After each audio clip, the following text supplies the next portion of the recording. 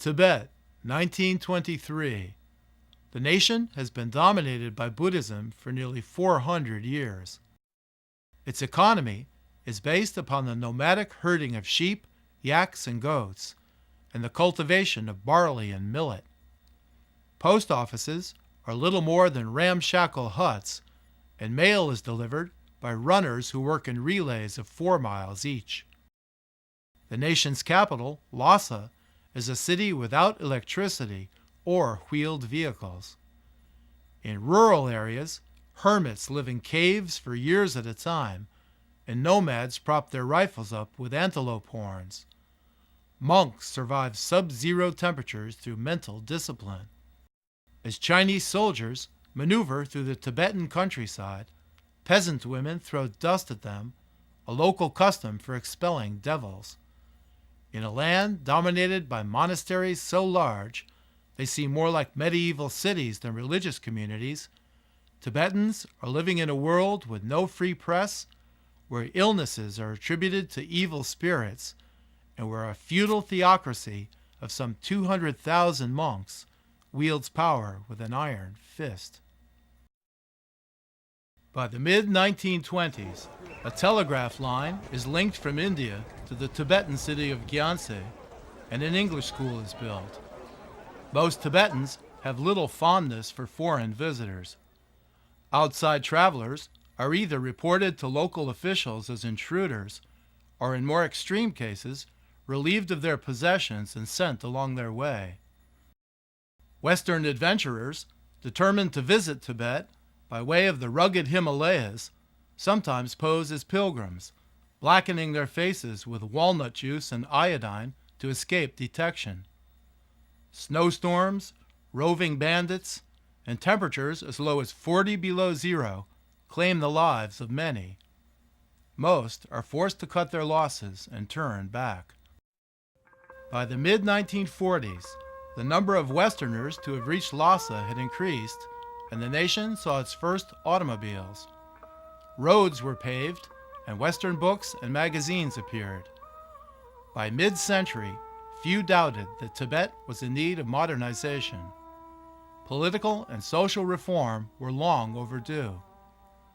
Most Tibetans would have preferred that these changes be made internally, yet a dramatic turn of events was waiting on the horizon. In the spring of 1950, Chinese troops began mobilizing along the Tibetan border. The devastating attack that was about to occur would change Tibet forever.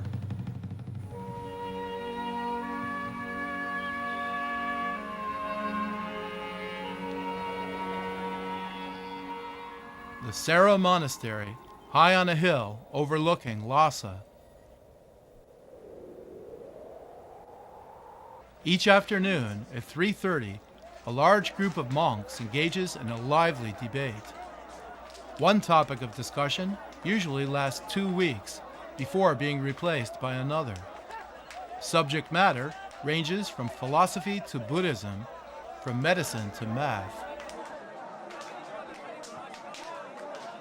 The proceedings have a militaristic feeling about them as the monks capture each other's attention with the whip-like clapping of hands.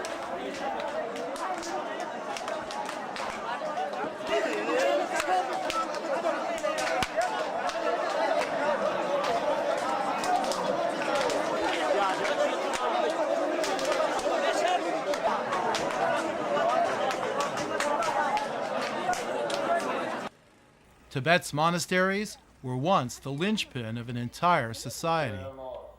In years past, monks were highly influential in government affairs and wielded economic power as well.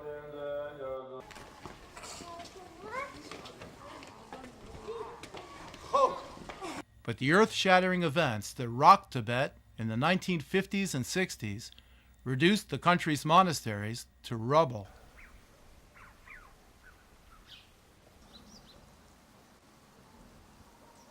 At the spectacular site of Ganden, 30 miles outside of Lhasa, some 2,000 monks saw their numbers drop to only a few hundred.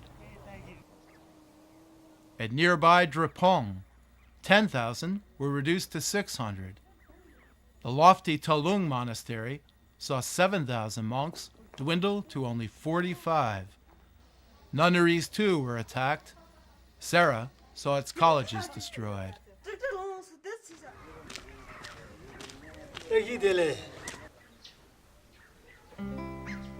The Tibet of today is a land of ragged nomads, breathtaking mountains, and dedicated pilgrims who think nothing of trudging through the snow to reach holy shrines and monasteries.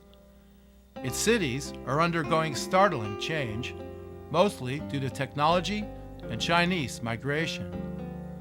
Tibetan culture now hangs in the balance, clinging desperately to tradition on the one hand, while giving way to a world of blue jeans, recreational vehicles, and yak enchiladas on the other. The nation has changed more in the last 60 years than in the previous 600. Few nations on earth have inspired so many, from adventurers to theologians, from authors to heads of state. Tibet is an imposing country. Its high altitude, wide open spaces, and often meager food supply are not for the timid. Still, Tibet is a magical place. Its culture, topography, and people are as unique as anywhere on Earth. In short, there's probably no other place quite like Tibet, the roof of the world.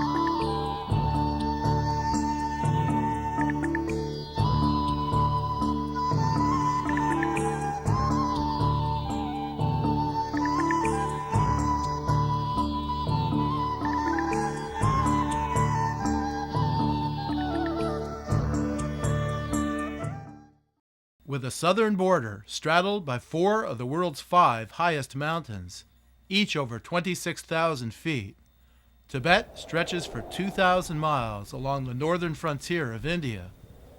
The Himalayan mountains form a natural border with India to the south. The name Himalaya is derived from the ancient Sanskrit words Hima and Alaya, meaning abode of snow. A 1,500-mile mountain range arising out of the tropical rainforest above Burma. The mountains run westward through Bhutan, Sikkim, Tibet, Nepal, and Pakistan.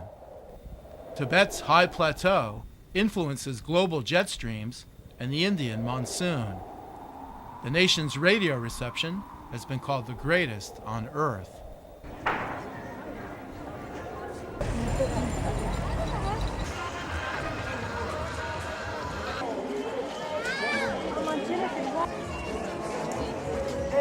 Tibetans originate neither from China nor India, but from nomadic tribes racially similar to the Mongols.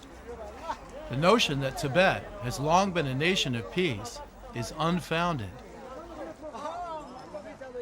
Early Tibet was an amalgam of competing chieftains and their respective clans in continual conflict with one another. By the year 750, the tribes had forged the greatest empire in Asia, spanning more than 2,000 miles. In the year 763, Tibet attacked and occupied areas of western China. It later occupied parts of India, Nepal, and Central Asia.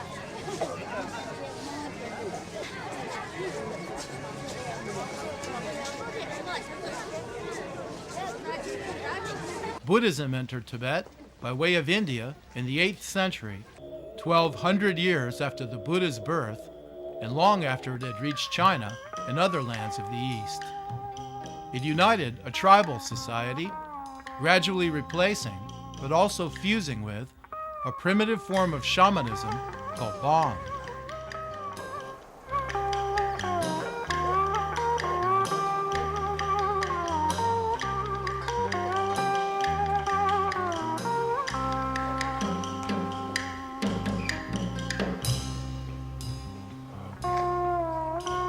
For present-day travelers, access to Tibet is primarily through Chengdu, China, and Kathmandu, Nepal. Chengdu, capital of Sichuan province, and brilliantly lit with neon after nightfall, is a city of 11 million people. Travel agents in Chengdu's budget hotels make arrangements for visiting Lhasa and beyond. In Kathmandu, capital of Nepal, one finds similar access. Round-trip voyages from Kathmandu to Lhasa typically last 7 days. 4 of the 7 days consist of road travel on the bone-crunching Friendship Highway. Tibet's points of interest are many and wide-ranging. To the north of Lhasa, Lake Nam So has become a magnet for Tibetan pilgrims who treat the lake and its surrounding hills as a holy shrine. In south-central Tibet, the base camp of Mount Chomolungma, better known as Mount Everest, is as close as most mortals will get to the icy peaks of the world's tallest mountain. Zhangmu, at an altitude of just under 4,000 feet, is viewed by some as a cross-cultural honky-tonk. But the restful green mountains that straddle Nepal and Tibet are an ideal place to recover from the high altitude of Tibet's enormous plateau. And Lhasa itself, one of the world's highest capital cities, one which reveals the stark contrasts of a nation where people pass their time at an average altitude of 3 miles above sea level.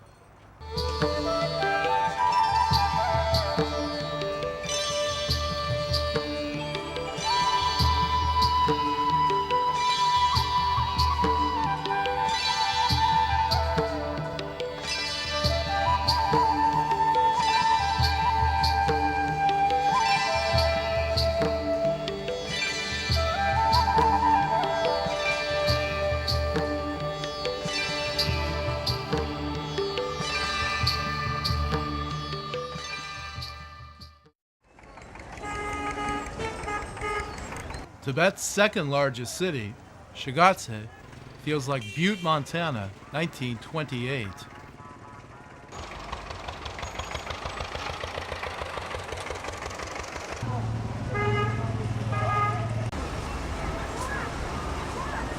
great town for monks and farm tractors, Shigatse might be the tractor capital of the world.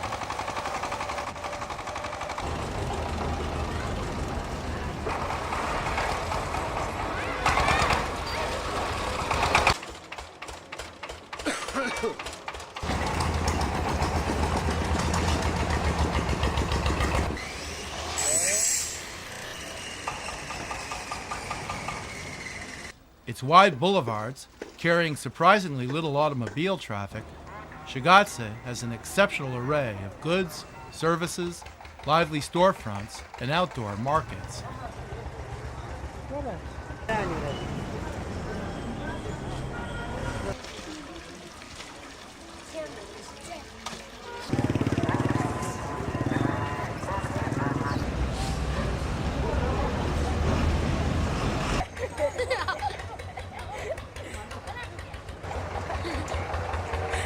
As prosaic and unexciting as it might feel to some, Shigatse does provide an introduction to the touchstones of Tibetan life, from the nomads to the pool shooting,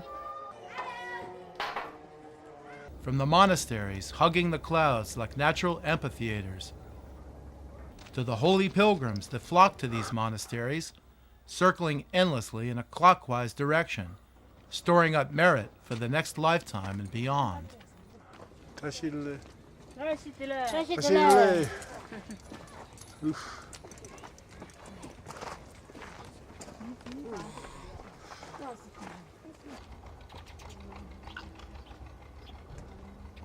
In the Chinese part of town, jewelry and electronic items have become symbols of a Tibetan culture that is changing so fast that its cities may soon be little different from Shanghai or Hong Kong.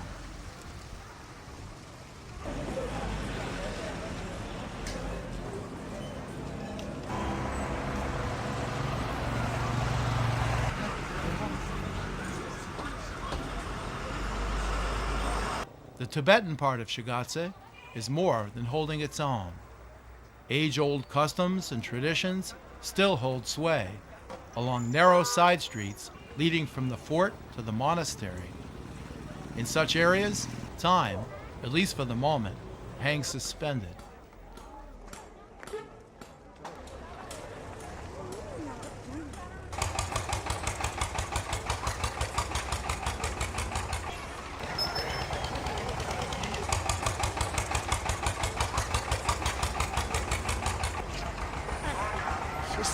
Just a second.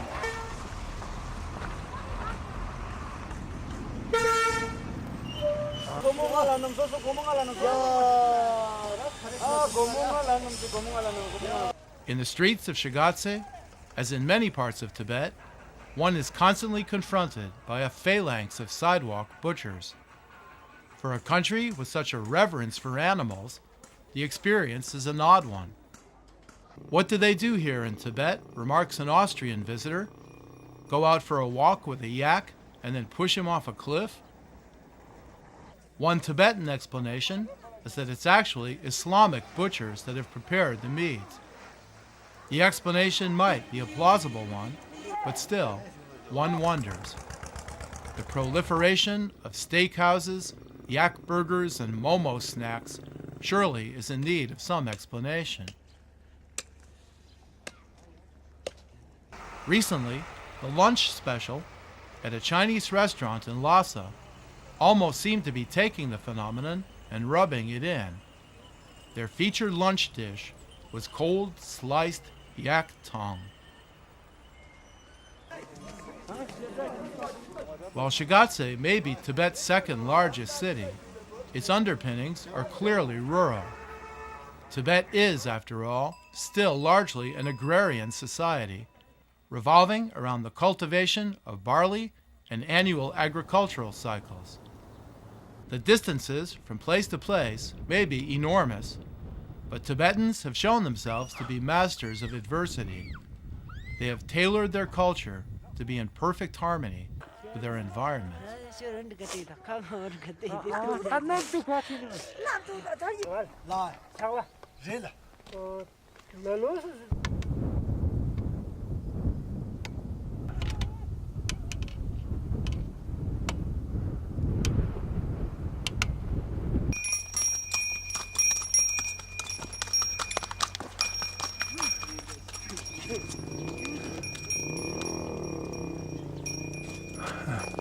Tibet is changing. Even in some of the more remote Tibetan villages, obligatory racing stripes and Western-style day packs now adorn the backs of school children. But the full force of mass tourism, fortunately, has yet to take its toll. Villagers seem genuinely enthused with foreign visitors.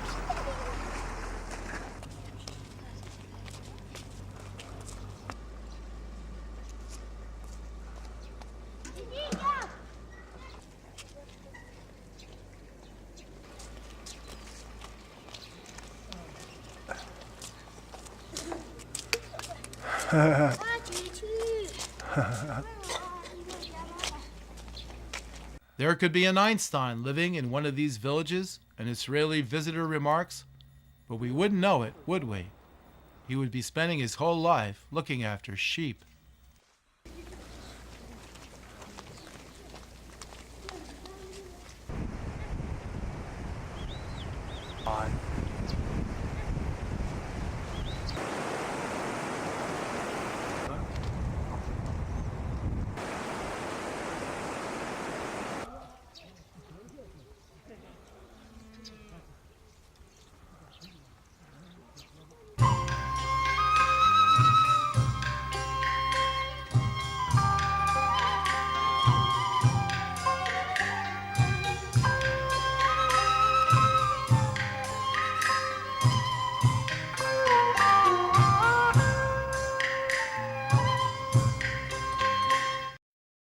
Chapaputi, known as Puti for short, is only 20.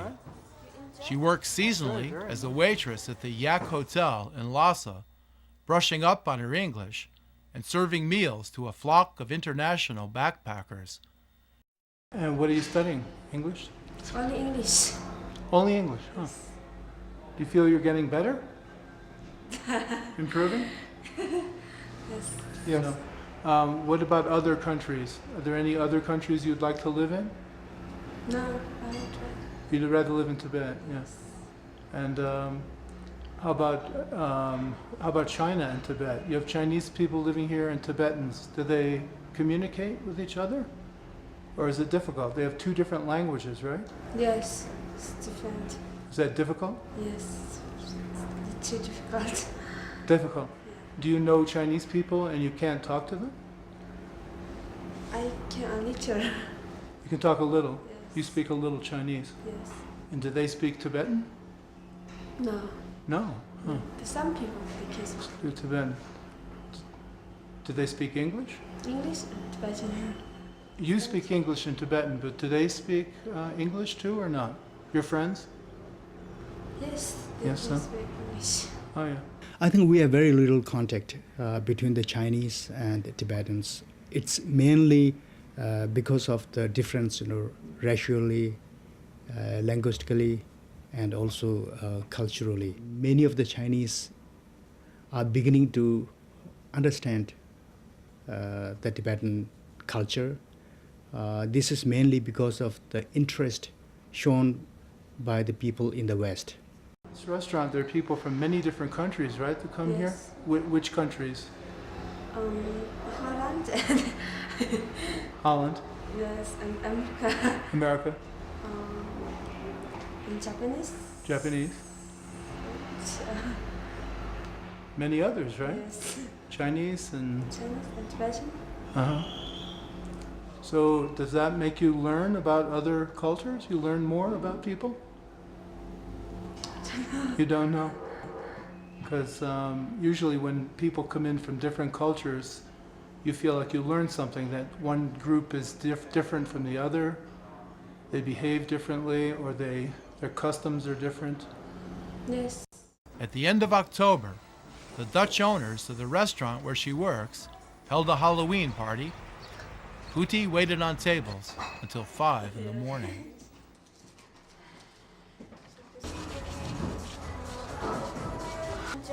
I enjoy it very much. Yeah.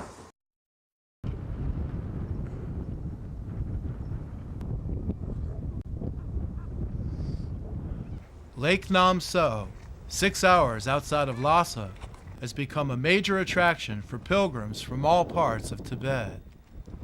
40 miles in length and 20 miles wide, the turquoise lake is surrounded by rock formations straight out of Planet of the Apes.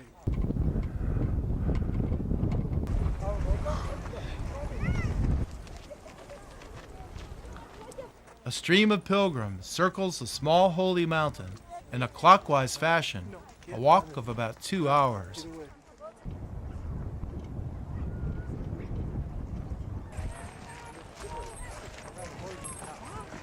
The procession passes ancient rock paintings, prayer flags, and sacred cairns.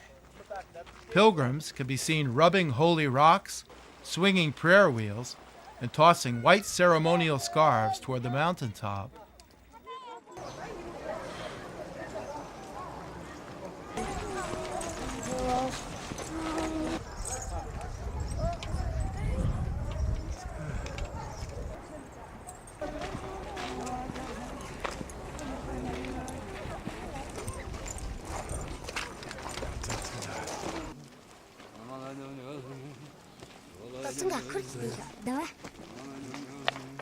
Some lick sacred water off of cave walls.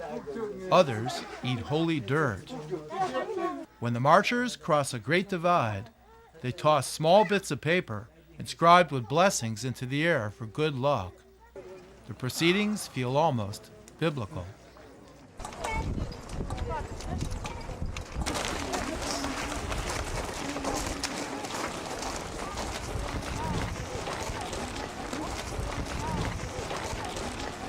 For a Tibetan Buddhist, storing up merit is not just something theoretical. The possibility of returning in the next life as a nobleman, as opposed to a peasant, for example, is something palpable.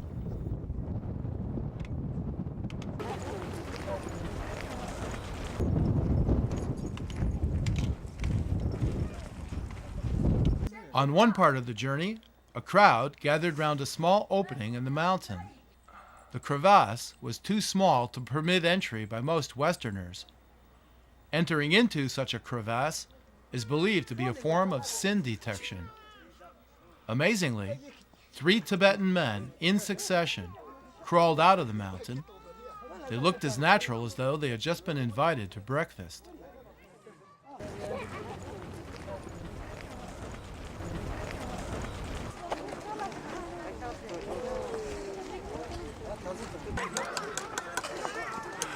It's a mystery how people in their 60s, 70s, and older can muster the strength for such grueling walks. It's true that the blood of Tibetans carries more hemoglobin, allowing for more oxygen to be extracted from the air. Still, it's also true that Lake Nam So, at over 15,000 feet, leaves many younger people gasping for breath. The weather, too, can be a problem. Blizzards have been known to strike central Tibet in the middle of summer.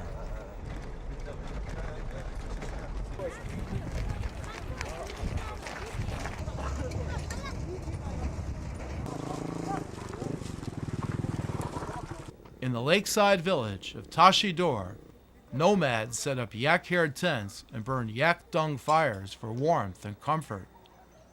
Many keep a home base for the winter, then travel for the rest of the year in search of pasture, sometimes in groups of 20 families or more.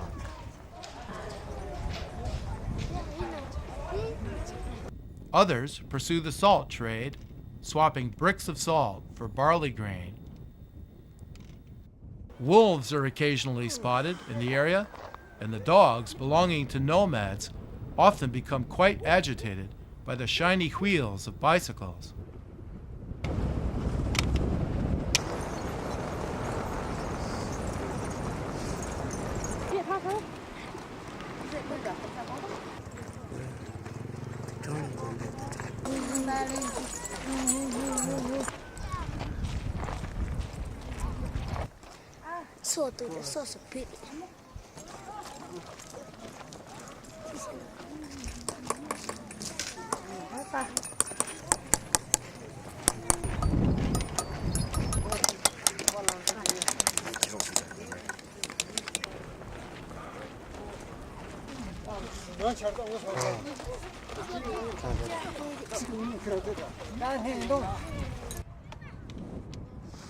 As the holy procession is still in progress by sundown, the best guess is that the pilgrims will walk all night. The marchers couldn't be a more agreeable lot. They came to Lake Namso for good reasons. Very few will leave feeling disappointed.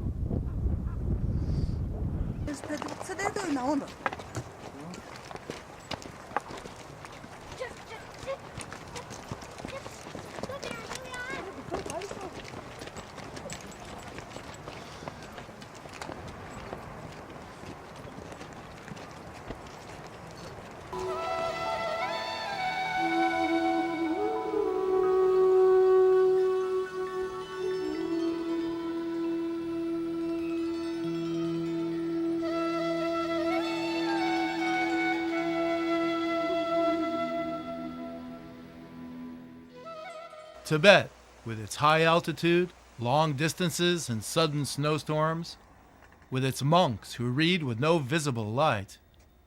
Tibet is a nation of cold hotel rooms and no centralized heat. Even cars and trucks in Tibet don't have heaters. What do they do here, an American woman asks? Buy a new car and then immediately detach the heating unit? Historically, Tibetans had no interest in Europe. They didn't climb mountains for pleasure. Their respect for all living things was so great that they would sometimes free the feet of ducks that were frozen to the ice. They would also break the ice on ponds and lakes to rescue freezing fish. Their very concept of time was different from other cultures. In the present day, Tibetans spontaneously break into song or laughter on buses or in the streets. Situations that in other countries would provoke tension, in Tibet provoke little more than silver or gold-toothed grins. The effect is disarming. Yes, the country has its share of beggars, but for the most part, Tibet seems to be one of the few places on earth where people don't actually want anything from you. Much of the travel writing about Tibet is obsolete. Lhasa has 20,000 stray dogs that can range from being unpleasant to downright dangerous, travel writers explain. What's the best way to combat them, a Tibetan tour guide is asked. The tour guide laughs. The dogs are gone, he explains.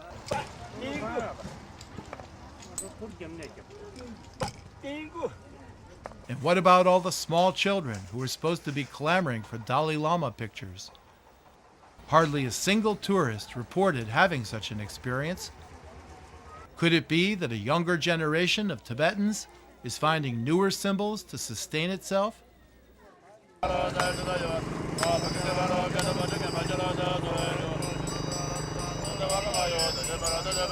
Tibet is a country where monks are sometimes in need of singing lessons, and where the English language can seem to be little more than an afterthought. The best way to make use of a Tibetan rickshaw driver is to hand him a slip of paper with the destination written on it in both Chinese and Tibetan. Otherwise, one might end up in Mongolia.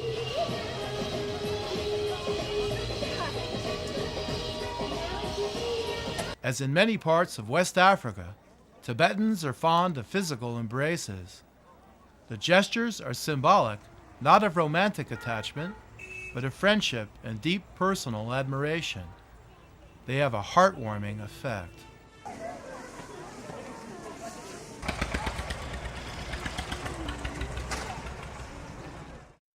Travelers to Tibet have their own share of worries. The prospects of car trouble in the Himalayas are normally too disturbing to even bother thinking about. Nobody knows anything about what happens to cars and buses that disappear along those roads, a Nepali restaurateur explains. The elevation is so high, the drop is so huge. Usually, the vehicles are never found. A German visitor concurs. This road's not such a bad one, he explains, about the dangerous dirt road which leads skyward to the Ganden Monastery. There are other roads in Tibet, he explains with a sly smirk, where one slip of the wheel and you've got a drop of 3,000 feet. An American woman tells a story about a broken axle on a car that was taking her to the remote area of Mount Kailash. We were horrified, she explained. We imagined ourselves sleeping in that car for weeks. Amazingly, the driver temporarily repaired the axle with metal and tape. It was later fixed for good by nomads.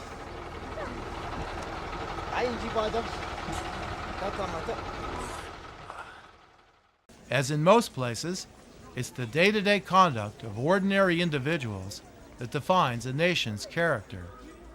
Recently, 2 teenage girls in downtown Lhasa collided on their bicycles. They reacted in a manner that might seem strange in the West. Neither was angry. Both merely laughed. It's okay.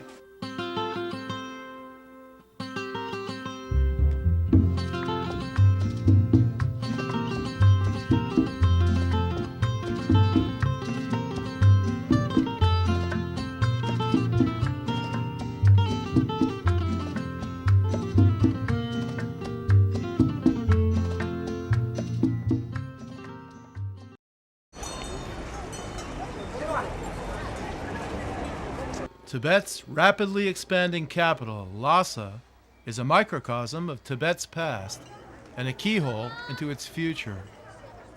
With an elevation of just under 12,000 feet and no trees to speak of, Lhasa is located at the same latitude as New Orleans, Louisiana, and Cairo, Egypt. Sections of the city are charming, yet much of Lhasa is on the fast track to overdevelopment.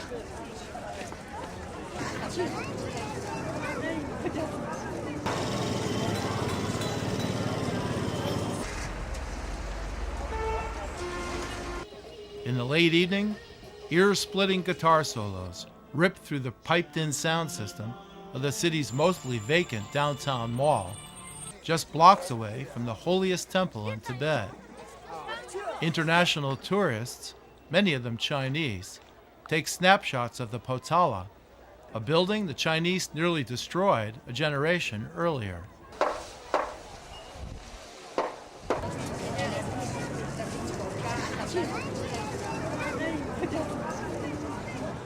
As lively as a medieval carnival, Lhasa's incomparable bar course circuit plays host to an almost endless entourage of devoted pilgrims.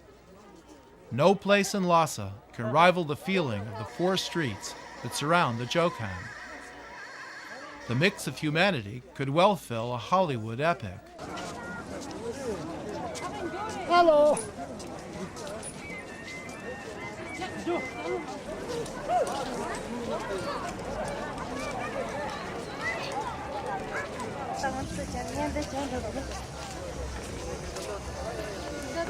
There's no such thing as boredom in Lhasa. One late afternoon stroll through the city's Tibetan quarter cures all ills.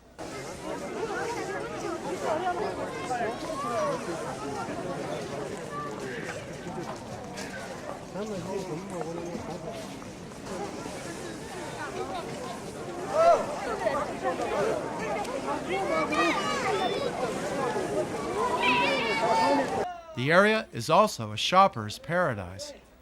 Vendors lining the central route can be found selling everything from fur caps to fried potatoes, from holy scarves to handcuffs.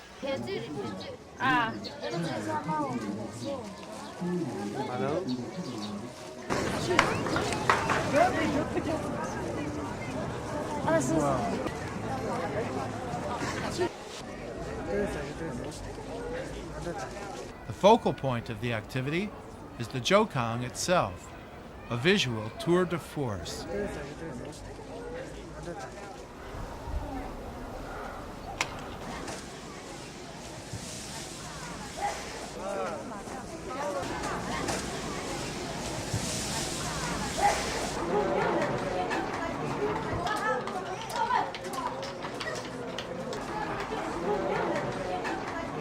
The temple is the most revered religious structure in all of Tibet. Originally built in the 7th century, the Jokang is a treasure trove of holy shrines, butter lamps, and flickering candles. Its narrow passageways conceal some of Tibet's deepest mysteries. Pilgrims stream into the Jokang in single file, slowly wending their way through the temple's corridors in a clockwise pattern. Many murmur and chant, their faces revealing a trance-like state of devotion.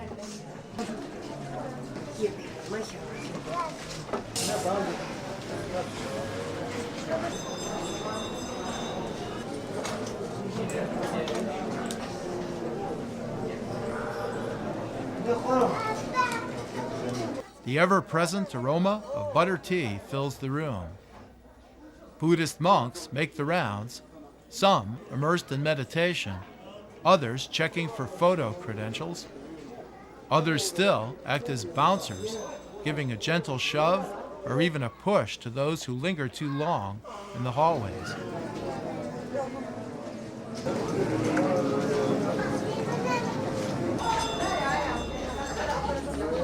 In one chapel, visitors try to hear the beating wings of a great mythological bird believed to live deep within the temple's walls.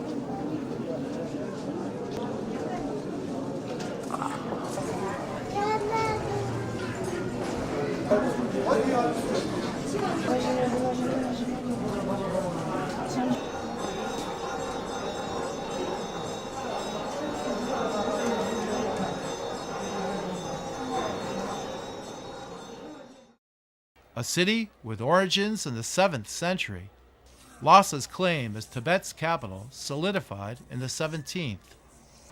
The city once attracted traders and merchants from all parts of Central Asia. Monasteries drew monks from as far away as the Black Sea. But today, the story is a different one. Lhasa has an enormous city park, which looks like it rolled off the pen of the designer of Tiananmen Square. The park is located across from a thoroughfare called East Beijing Road. The number of modern clothing stores alone in Lhasa is almost incomprehensible. Very good. A city with a mere 20 to 30,000 people at the time of the Chinese invasion has now exploded to well over 200,000. The population explosion has no end in sight.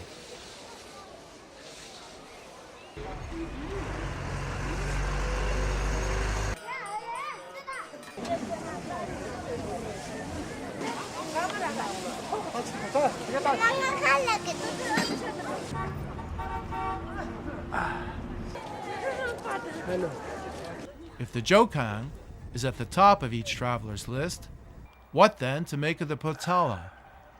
13 stories high and filled with over 1,000 chambers, Tibet's Potala is one of the most renowned buildings in all of Asia. Over a quarter of a mile long, the structure has been called everything from the Buddhist Vatican to one of the wonders of the world. Former New York Times writer Harrison Salisbury felt the Potala was dreadful, dark, evil, and superstitious. His wife Charlotte called it the most fantastic, bizarre, and terrifying place I have ever seen. American architect Frank Lloyd Wright kept a picture of the Potala in his office.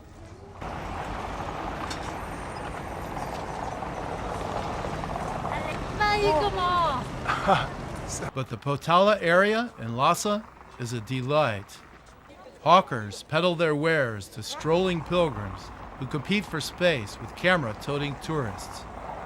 Out-of-tune street singers struggle to be heard over the cries of noodle vendors.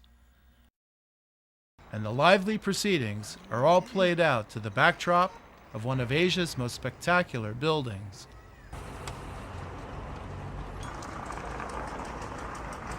The Potala has probably had a facelift or two since the Salisburys paid their visit.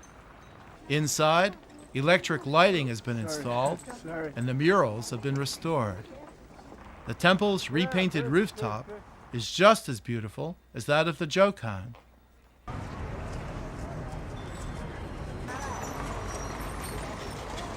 Yes, the Potala has become a museum, and surely the admission fees are too high.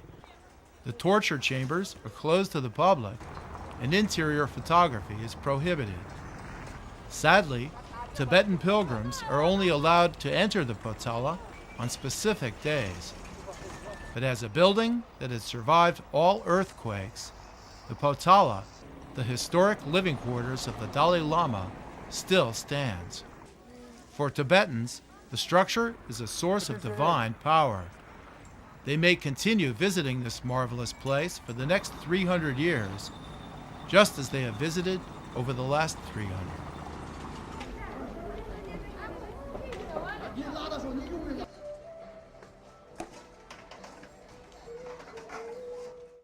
While the sidewalks around the Potala preserve an authentic feeling of Tibetan culture, west of the Potala, for the next 20 blocks, the story changes.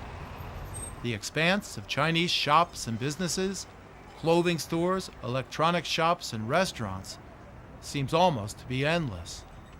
The areas to the east of the Potala, and the north as well, aren't much different. In these areas, Lhasa might as well be Chengdu or Shanghai. Beautiful.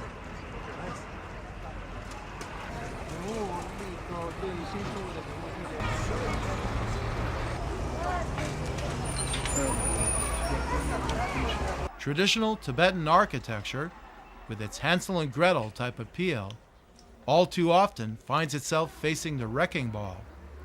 The buildings replacing them are much less interesting.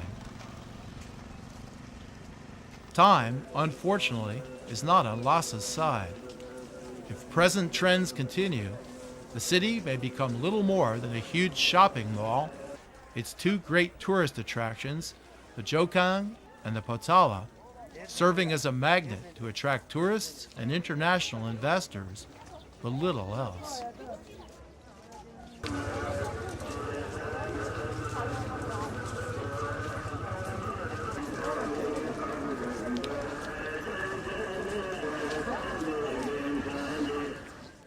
The Chinese claim to have eliminated begging in Tibet. This would come as news to most residents of Lhasa. But Tibetan Buddhists have little quarrel with beggars. According to the tenets of Buddhism, the giving of alms allows one to store up merit, a nice insurance policy for the afterlife.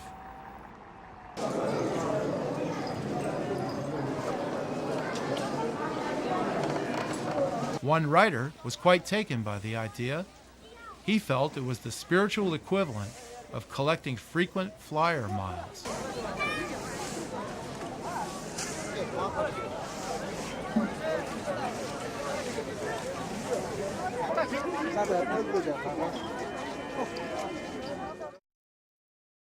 Yeah, in 1949, China, first invaded Tibet, and by 1951, they have completed the full occupation of Tibet.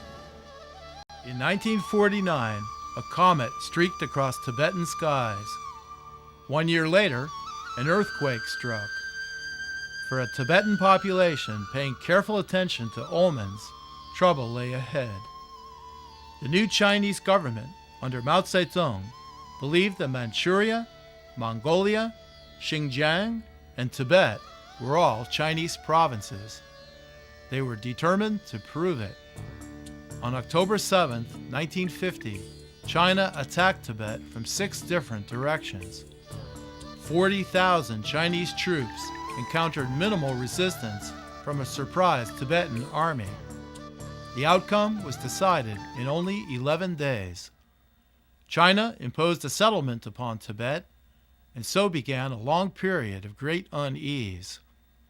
Curiously, only one member of the United Nations, El Salvador, condemned the Chinese invasion.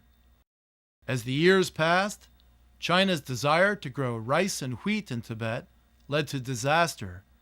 By late 1961, 70,000 Tibetans had died of starvation. In 1959, many Tibetans had reason to believe that the Chinese were about to kidnap the Dalai Lama. In Lhasa, uprisings occurred. Consulting the state oracle, the Dalai Lama himself decided to flee to India, disguised as a soldier. He arrived 14 days later. Thousands of his countrymen eventually joined him. In the weeks and months that followed, the Chinese quelled the uprising in Lhasa, in part by destroying nunneries and monasteries. Temples were looted, spiritual leaders and priests were executed. Teachers, poets, writers, and artists were forced to confess their crimes, and children were paid a penny apiece to throw stones at them. Others were forced to watch executions and applaud. Many committed suicide. 100,000 Tibetans were placed into forced labor, some merely for the act of resisting. Years later, Tibetan nuns sometimes had their prison sentences extended for as long as 6 years for doing nothing more than singing songs in praise of the Dalai Lama. China did one thing good, that after occupation, they built roads, linking north to south, east to west. But then most of these roads were built by Tibetans who were kept in forced labor camps in the 60s. And these people were not fed properly, and so many of them have died. So altogether, it is estimated that 1.2 million Tibetans have died as a direct result of Chinese occupation. And exactly 6,256 monasteries got completely destroyed. And some of these monasteries looked like small towns, as you have seen.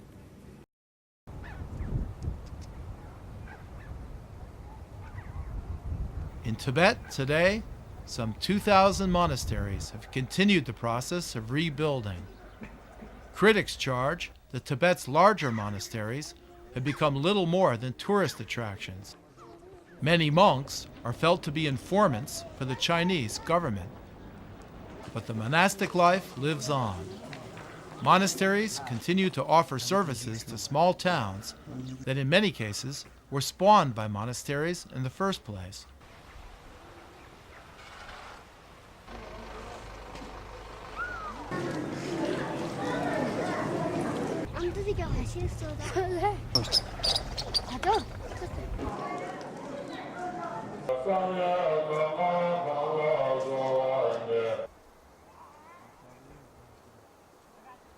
The reconstruction of Tibet's monasteries has required a major effort.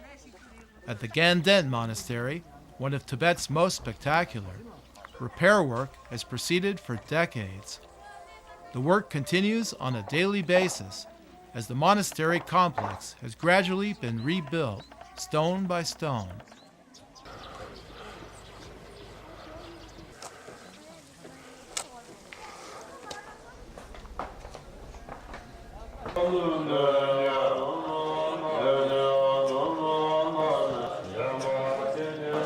Red paint for the monastery's face is mixed like a witch's brew in large vats. The heat from the process is a great antidote to Tibet's frigid early morning air. The paint is then carted to the top of the monastery and squirted down by fire hose.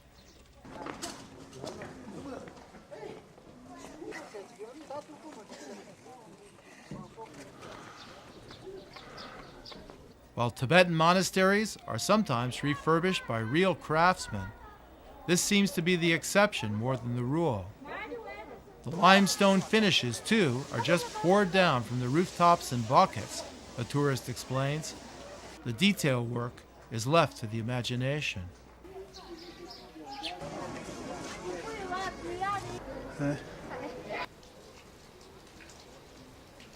Tibet's monasteries are now faced with unexpected new pressures. A Middle Eastern tourist tells the following story. Two Buddhist nuns were deeply immersed in a ceremony, doing their prayers and holy sutras. But the mobile phone of one of the nuns suddenly rang. She took the call and carried the telephone out into the street. The holy ceremony was finished.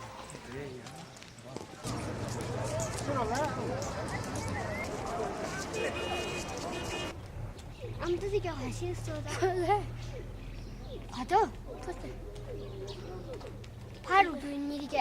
응.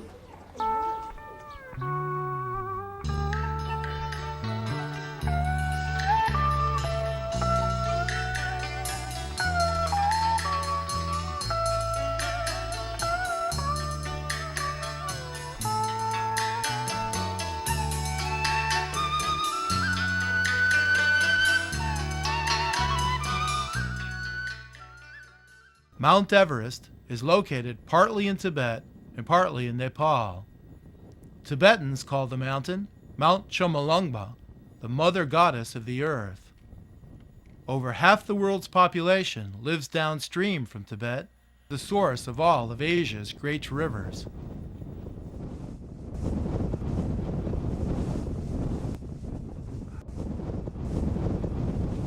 At the onset of winter, the road to the base camp is sometimes shut down due to heavy snows.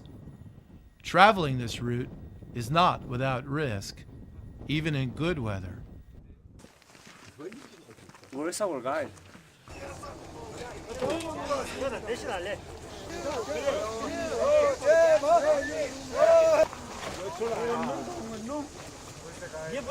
At 17,000 feet, the view of the Great Mountain from Everest Base Camp on Tibet's north side is not as familiar as the view from the southeastern side in Nepal.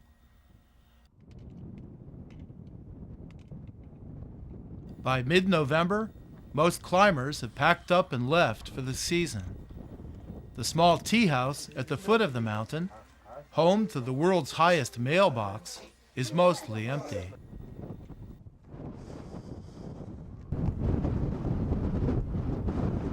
Everest itself is still 12 miles away. Even from the relatively safe location of the base camp, 13,000 feet below the summit, Everest can feel terrifying.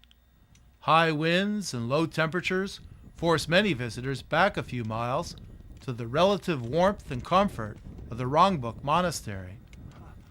Rongbuk, the highest monastery in the world, was destroyed by the Chinese during the Cultural Revolution.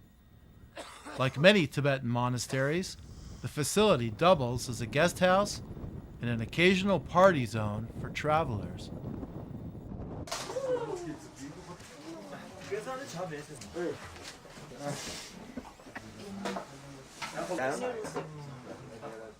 Early Tibetans were puzzled as to why Europeans wanted to climb Mount Chomolungma.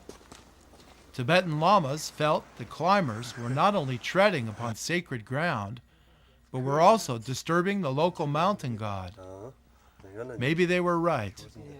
There are hundreds of ways of getting killed on Mount Everest, says climber Peter Athens. To this day, Everest has claimed the life of one climber for every 4 that have reached the top.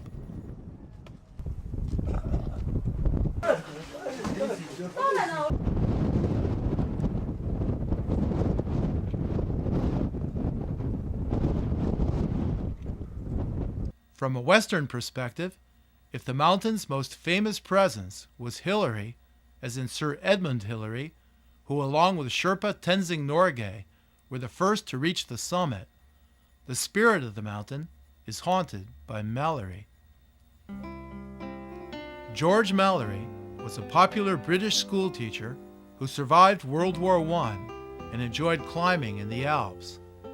He made several attempts to summit Everest, often accepting a Tibetan blessing at Rongbuk Monastery. There was something Homeric about these men, says Harvard anthropologist Wade Davis about Mallory and his companion Sandy Irvine. They were woefully underdressed, wearing wool vests and flannel shirts, fur-lined motorcycle helmets. Mallory slept in a flimsy tent and read Shakespeare in the snow at 27,000 feet. He knew nothing about the 150-mile-an-hour winds at the mountain's summit.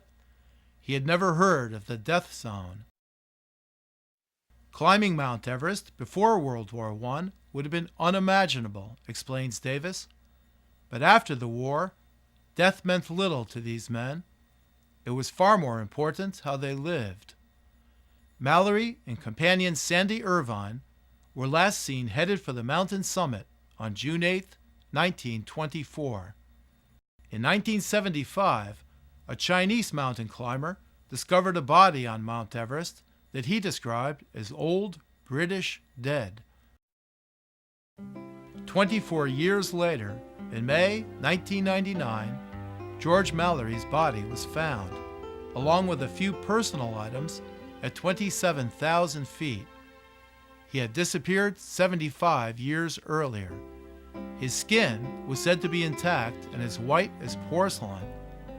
Missing was his small pocket camera, and with it any evidence as to whether Mallory reached the summit of Everest 29 years before Hillary and Norgay.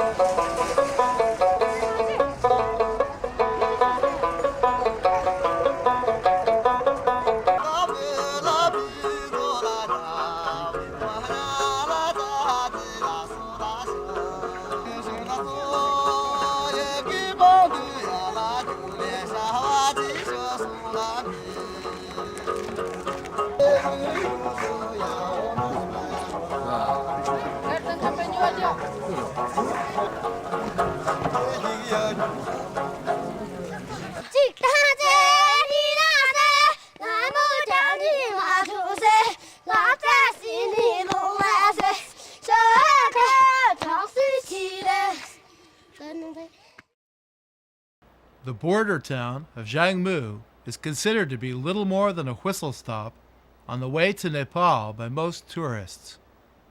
Occupying a beautiful no man's land between two mountainous countries, Jiangmu's location is stunning.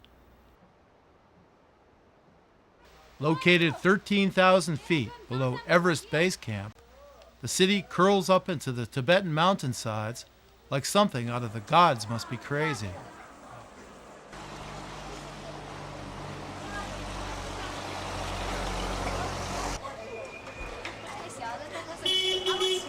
An interesting mix of Chinese owners, Nepali businessmen, and Tibetan workers. The pecking order in Zhangmu pretty much follows in that order.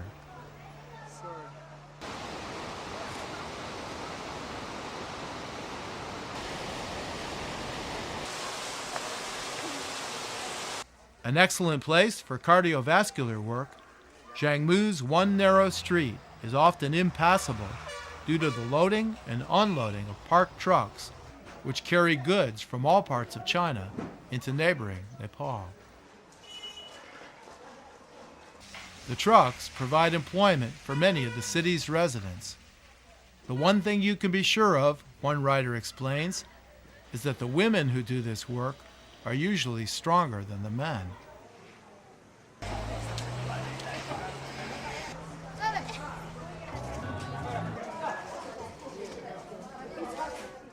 Zhangmu's cross-cultural ambiance is exciting. Nepali rupees are accepted as readily as Chinese yuan, and businessmen from both countries learn a smattering of each other's languages. In the city's small shops, toiletries, and chocolate bars that one could only dream about in other parts of Tibet make an appearance. The city's restaurants also have an international flavor. The specialty in one is called fish resembling eggplant.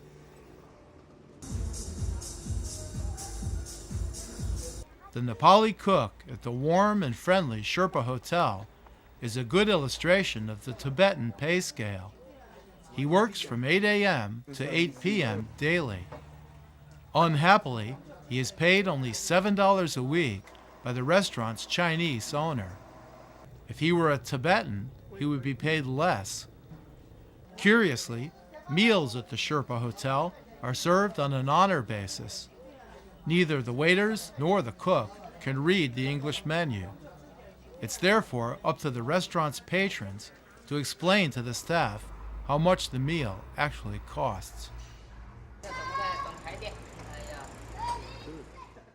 Years ago, Nepali businessmen were forced to travel as far away as Hong Kong or Bangkok to explore business opportunities. But today, a 75-mile journey from Kathmandu to Zhangmu, Tibet, along the mountainous Friendship Highway, has reduced such a need. Zhangmu, Tibet's mini boomtown, is now on the map, and 24 hours a day, it's open for business.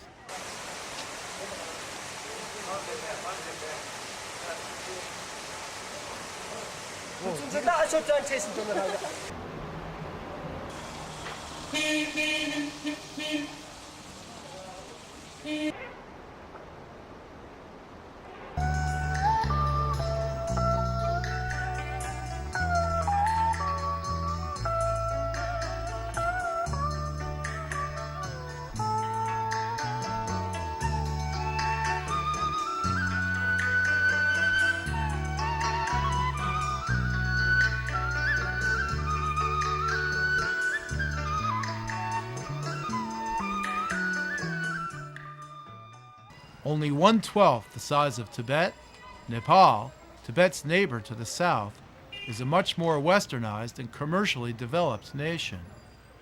In Nepal's capital, Kathmandu, each year tens of thousands of international tourists take part in activities ranging from mountaineering to bungee jumping.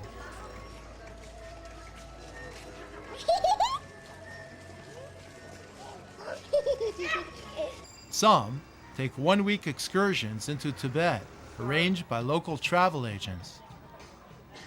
The country has been faced with a Maoist insurgency in recent years. Travel advisories have been in effect, and tourism is down. But in Kathmandu's tourist mecca of Tamil, those who ignore the risks find their needs being catered to so thoroughly, the most probably feel little need to return home.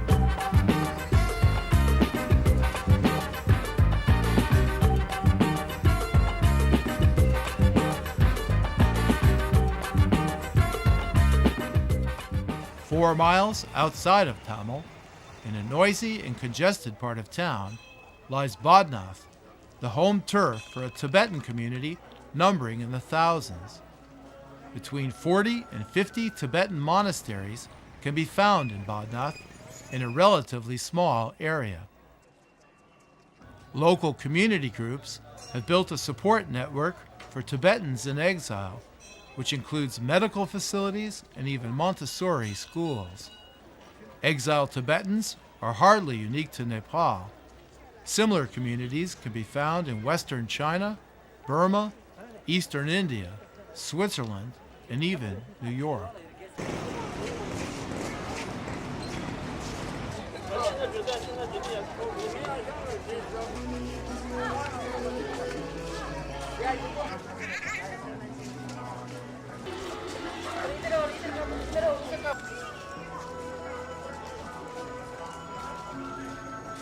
The landmark for Tibetans in Nepal is a gigantic chorten or stupa so impressive as to be worthy of the Buddha himself.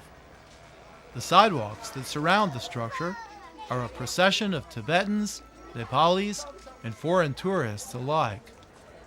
They are also home to a host of breakfast joints serving coffee and banana pancakes, orange juice, and whole grain cereal.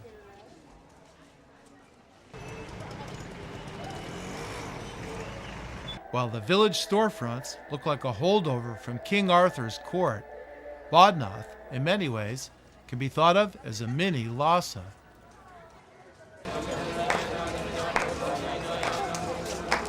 Many Tibetans who live in Kathmandu learn Nepali and fall sway to the influences of their host culture. But Tibetan colors, to be sure, are worn like a badge of honor. For Nepal's Tibetans, the preservation of Tibetan culture is paramount.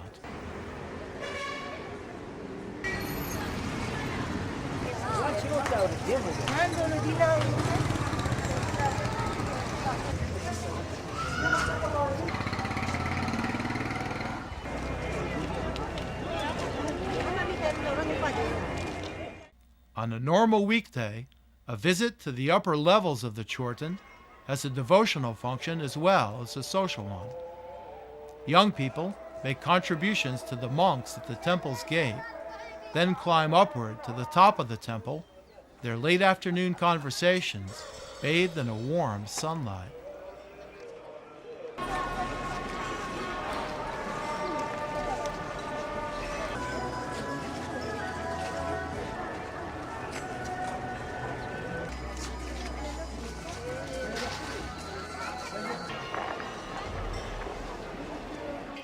A Nepali photographer sits perched high on a rooftop, awaiting a candle lighting ceremony, his camera equipment ready. "I've waited 2 years for this moment," he says with anticipation. "Did you see the IMAX film about Everest?" he asks.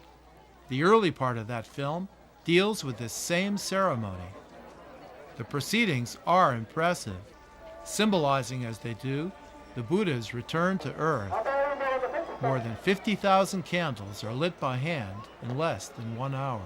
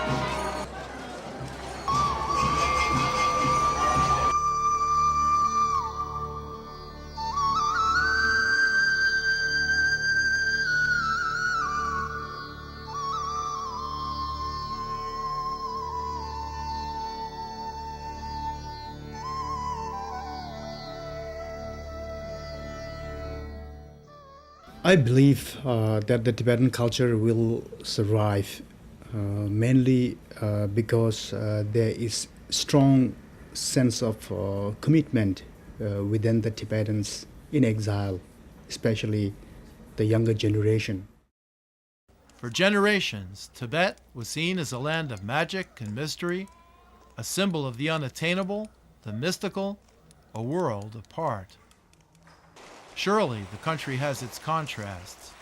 Praised by many for its legendary beauty, portions of Tibet have begun to look more like a cross between a military training zone and the Bonneville salt flats.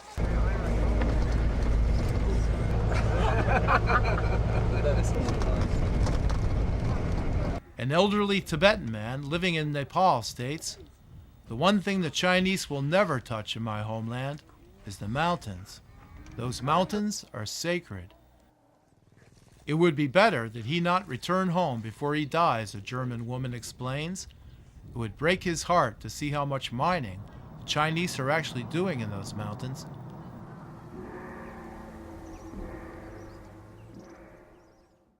Barbara Erickson's quote about Tibetan culture becoming extinct within 50 years draws interesting responses. Many bristle at the notion that Tibetan culture is dying, but sadly, far too many believe that Erickson has hit the nail right on the head.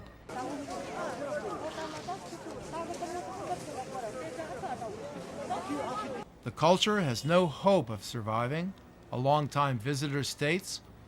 The two main problems are the Chinese government and money. The monks are not even interested in studying Buddhism anymore, he continues. You can see this with the latest manuscripts they've acquired. The books are just sitting in the monasteries. They haven't even been unpacked. A visitor from Holland voices his own view. The nomadic life in particular, he explains, may eventually become a thing of the past.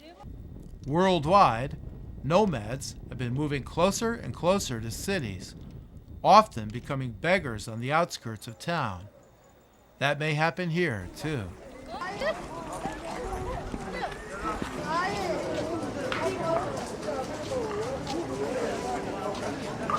For a traveler, Tibet can be a psychological minefield. The uncertainty about travel permits, visa extensions, highway police, city police, bus departures, non-departures, cultural differences, and language barriers all conspire to create an environment that piece by piece takes its toll.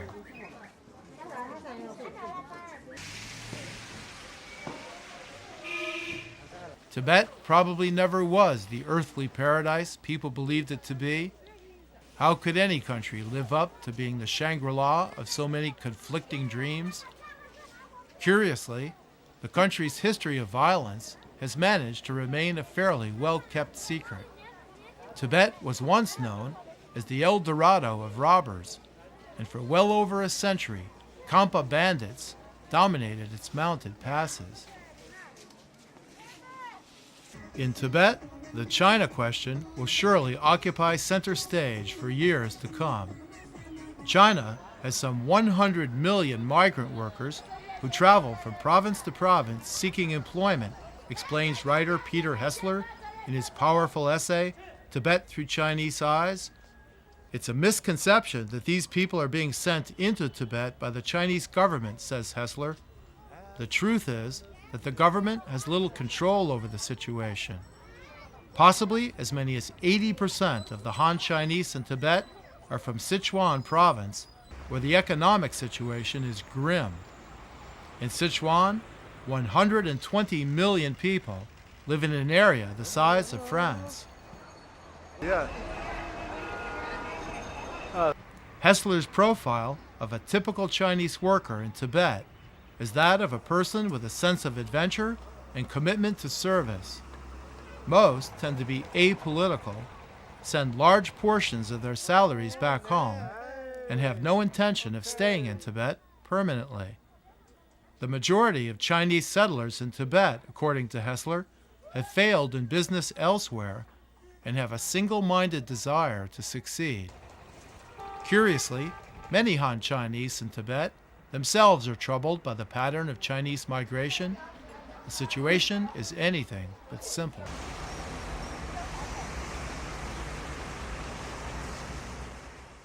Yes, the Soviet Union has collapsed, and apartheid in South Africa has fallen by the wayside, but Tibet's situation, in many ways, has all the earmarks of a fait accompli. The Norbalinka, the summer palace of the Dalai Lama, is now vacant and overgrown with weeds.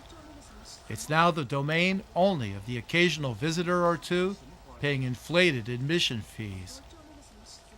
The completion of a new railroad from China to Lhasa in a few years will bring thousands of new visitors to Tibet, further sinicizing the country and exposing Tibet to a host of new influences. Only a few may realize it, but the kilometer signs along Tibetan highways don't measure the distances from Lhasa, they measure them from Beijing.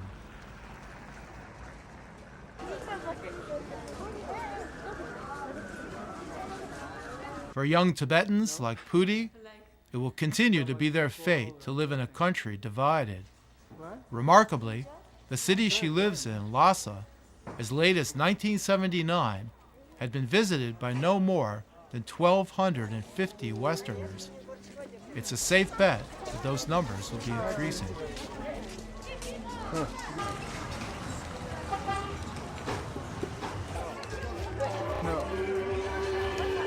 Upon leaving Tibet, a traveler caught a bus with a gang of affluent Nepalis. As the men drank whiskey and sang loudly, the speed they were traveling at was excessive. Somehow, the experience offered yet another perspective on Tibet. Tibet might not be a perfect place, but for the most part, throughout the country, politeness rules. Only rarely does anyone seem to have a chip on his or her shoulder. Seldom is anyone antisocial. There are few Tibetan tank tops or pot bellies. Women don't smoke. In a place like Lhasa, the term juvenile delinquency would probably need to be looked up in a foreign dictionary. Tibet's ancient, rich, and unique culture does not only belong to the Tibetans, but it's one of the ancient cultures of this world. It belongs to the entire world, so it's very important to help preserve this culture. Tibet will forever occupy its niche within the world's imagination. It has caught the attention of Hollywood. It's even inspired films where Buddhist monks have been played by Bolivian Indians. But Tibet must now brace itself for a major collision with the post-industrial landscape. A nation whose people once believed that the rest of the world stopped at the edge of India have been challenged before the merry Tibetans, as writer Heinrich Harrer has so fondly called them. The challenges that lie ahead will be far greater.